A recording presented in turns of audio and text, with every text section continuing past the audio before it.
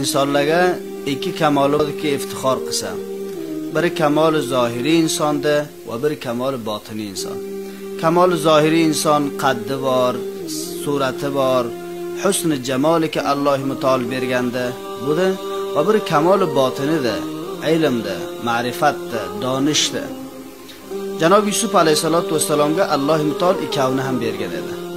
Ammo kamoli zohirilari, shu husni jamol xushro'yliklari bois bo'ldi torik va chuqurahoy shu quduqqa taylanishlikka va torikahoy mahbas bandixonaga borishlikka. Alloh imtol Qur'onga bayon qiladiki, Robbi sijni ahabbu ilayya mimma yad'unani ilay. Yusuf alayhisalom aytdilarki, Parvardigoro, menga bandixona behtarda Misrda xotinlari va qizlari da'vat berayotgan narsadan ki zino edi. Maazalloh fanoba xudo. Va Janob Yusuf alayhisalomning vazir xazoin bo'lishlariga bois bo'lgan narsa kamoli botinilari ediki, ilmlari edi.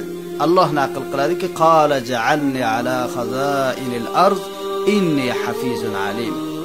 Podshoga aytdilarki, ey janobi podsho, meni vazir xazoin aynaltiring, vazir maodin aynaltiring. Ki baxotirki menga bir kamoli botini borki, u ilmda. Inni hafizun alim. Ham nigohbon sahiman, baytul mol millatni yaxshilab nigohdorlik qilaman va ham alimun, donoman, ilmim bor, kamoli botinim bor. Falihoza islomda ko'pdan ko'p tamarkuzi ilm donishgadir. Kamoli zohiriga emasdi. Muborak payg'ambar islomning bir hadislari bor.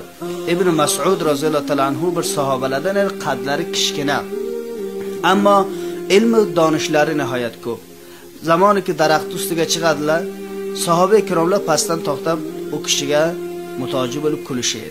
Nabiy sallallohu alayhi vasallam aytdilarki, atadhakuna bi diqqati saqayha.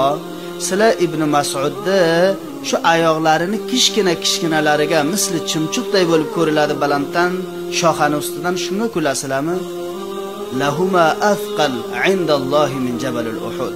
Qasam ba Xudo dedilar, ikki oyog'i ko'yi Uhuddan ko'ra ham Allohning oldiga og'irdi.